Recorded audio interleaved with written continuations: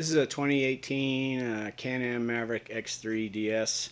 I've upgraded the brakes, and I wanted to do a quick review of the product. So anyway, when I first got this vehicle, I went from a 29-inch tire to a 30. Not that big of a difference, but right off the bat, the first thing I noticed was the brake feel was just extremely weak. In fact, as much as I wanted to push the vehicle, I didn't trust it that I wasn't going to get brake fade or some other stuff. But anyway, it just didn't feel right to me. So I went ahead and upgraded to the Performance EBC pads. That seemed to improve it.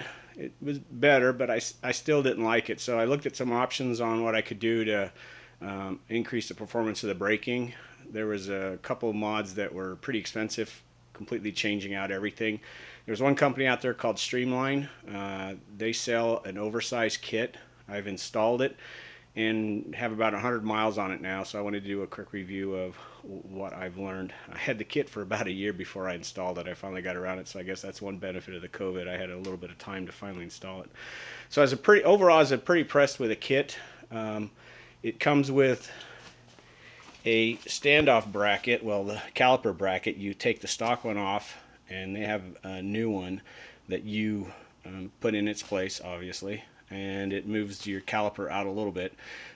You definitely lose some clearance between the wheel and the caliper. I've got the DWTs on here. I don't know how good this fits with the stock wheels. I know the DWTs had more room with the stock caliper, so I don't know if I don't think I can't say I wouldn't do it with stock, but my gut is I probably wouldn't do it with stock.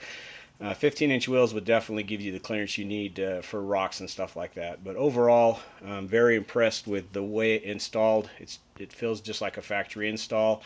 Came with the caliper plate and then the 4 rotors, and then you could also buy brake pads. If you're going to do new rotors, it's recommended you do new pads. So I also did new pads that comes through them. So this is what I found. The stock rotor front is 260 millimeter, the rear is 250. So even if you have the same amount of clamping pressure and the calipers seem to be pretty much the same, you're going to end up with more brake force in the front than the rear, which is obvious.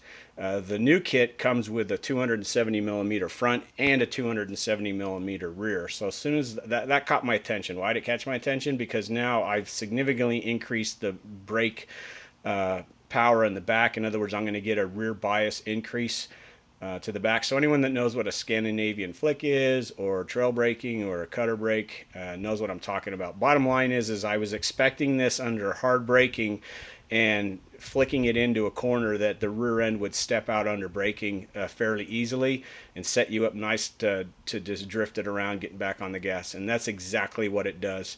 If you're not straight and you get on the brakes hard, the rear end is going to walk around on you because the increased brake pressure and capability in the rear. It's something that I wanted, so it's part of the reason why I bought the kit. I just wasn't sure how aggressive it was going to be. So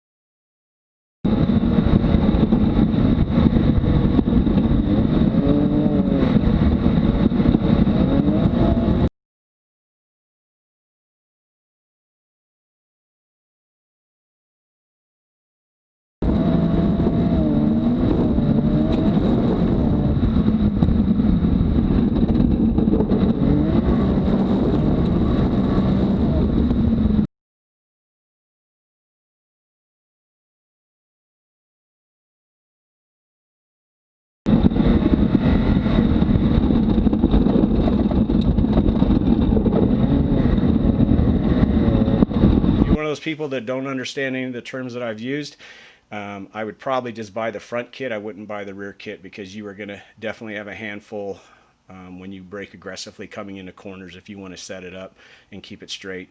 It can be done, but like I said, the rear end definitely wants to slide around a lot more with the kit. But overall, very, very clean, very impressive kit. The one thing that I did find out, it took me a little bit of time to resolve, is the X3s come with a, I gotta get the video back on. You see that mud scraper right there? It's where that kind of brass looking, zinc looking bolt is. There's a metal reinforcement that goes across inside your wheel for the scraper.